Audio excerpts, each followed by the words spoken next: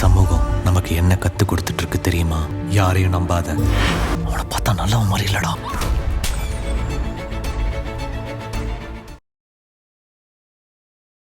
ரோகிணி அந்த கதிர் கண்டுபிடிச்சு கூட்டிட்டு வந்துட்டான். அதுக்கு உன் தங்கச்சி தாண்டா காரணம். என்னடா சொல்ற? ரோஹிணி வந்துட்டாளா? வந்துட்டாடா. ஆனா அதுக்கே நீ ஷாக் ஆகாத. உன் தலையில குண்டை தூக்கி போடுற மாதிரி இன்னொரு ஷாக்கான விஷயமும் இருக்கு. அது இன்னொரு விஷயம். என் கணக்குப்படி நர்மதா ஜீவாவையும் பார்த்துட்டான். கதிர் எப்படி ரோகிணியை கூட்டிட்டு வந்தானோ அதே மாதிரி நர்மதா ஜீவாவை கூட்டிட்டு வந்துட்டு இருக்கா. டேய், என்னடா உன் இஷ்டத்துக்கு உளறிட்டு இருக்க? உளரலடா, உண்மையை தாண்டா சொல்றேன். நர்மதா ஜீவாவை கூட்டிட்டு வந்துகிட்டே இருக்கா. இது கன்ஃபார்ம்.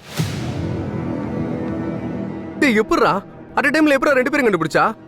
நேத்து நைட்டு நம்ம ஜீவாவை அடிச்சு தூக்கி போட்டு ஒரு ஆந்திராக்கு போற வண்டியில அனுப்பணும்ல. ஆமா. அவன் ஆந்திரா போலடா, உன் வாழ்க்கையை நாசம் பண்ணிட்டு போயிட்டான். டேய், என்ன நடந்துச்சுன்னு முழுசா சொல்லி தரடா. நம்ம ஜீவாவை தூக்கி போட்ட வண்டியில தான் ரோகிணியும் இருந்திருக்கா. நாம அதை கவனிக்காம ஜீவாவையும் அதுல தான் தூக்கி போட்டு அனுப்பியிருக்கோம். உன் தங்கச்சி ரோகிணியை கண்டுபிடிக்கும் போது ஜீவாவையும் அதுல பாத்திருக்கா. இப்ப அவ கூட்டிகிட்டு இங்கதான் வந்துகிட்டு இருக்கா. அவ வந்தா என்ன நடக்கணும்னு உனக்கு தெரியும்ல. உன் அப்பா கிட்ட பேசி வர்ஷாக்கும் ஜீவாக்கும் கல்யாணம் பண்ணி வச்சிருவா. அப்புறம் நீ ரோகிணியை தான் கல்யாணம் பண்ணிக்கணும். முடியாதுடா, என்னால ரோகிணியை கல்யாணம் பண்ணிக்க முடியாது. நான் வர்ஷாவை தான் கல்யாணம் பண்ணிப்பேன். அதுக்கு ஜீவா இங்க வராம இருக்கணும். அப்படியே வந்தாலும் அதுக்கு முன்னாடி நீ வருஷ காலத்துல தாலி கட்டி இருக்கணும். என் தங்கச்சி எதுக்கு என் நிம்மதி கெடுக்கணும் அலையரா? டேய், இப்ப இதை பேசுறதுக்குலாம் நேரம் இல்ல. அடுத்து என்ன பண்றதுன்னு யோசி. உன் குடும்பத்தை பத்தி உனக்கு தெரியாத விஷயம் ஒண்ணும் இல்ல. உங்க அப்பா லவ்வுக்கு ரொம்ப சப்போர்ட் பண்ற மனுஷன். ஜீவாவை கூட்டிட்டு வந்து உங்க அப்பா முன்னாடி நிறுத்தினா வர்ஷா ஜீவா லவ் மேட்டரை எமோஷனலா அவ பேசுவா.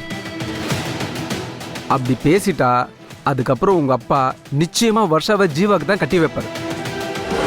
அப்புறம் 500 கோடியை இழந்துட்டு நீ தெருக்கோடியில தான் நிக்கணும். கரெக்டா? நீ சொல்ற மாதிரி நடந்தா நான் தெருக்கோடிக்கு தான் போவேன். ஆனா ஜீவா இங்க வராம இருந்தா 500 கோடி ரூபாய்க்கு நீ தாண்டா அதிபதி. ஐயா கிட்ட போய் ஏதாவது சொல்லி சீக்கிரமா கல்யாணத்துக்கு ஏற்பாடு பண்ண சொல்லு. அதுக்குள்ள ஜீவா இங்க வராம இருக்க நான் ஒரு பிளான் பண்றேன். கிளம்பு, போ போ போ போ.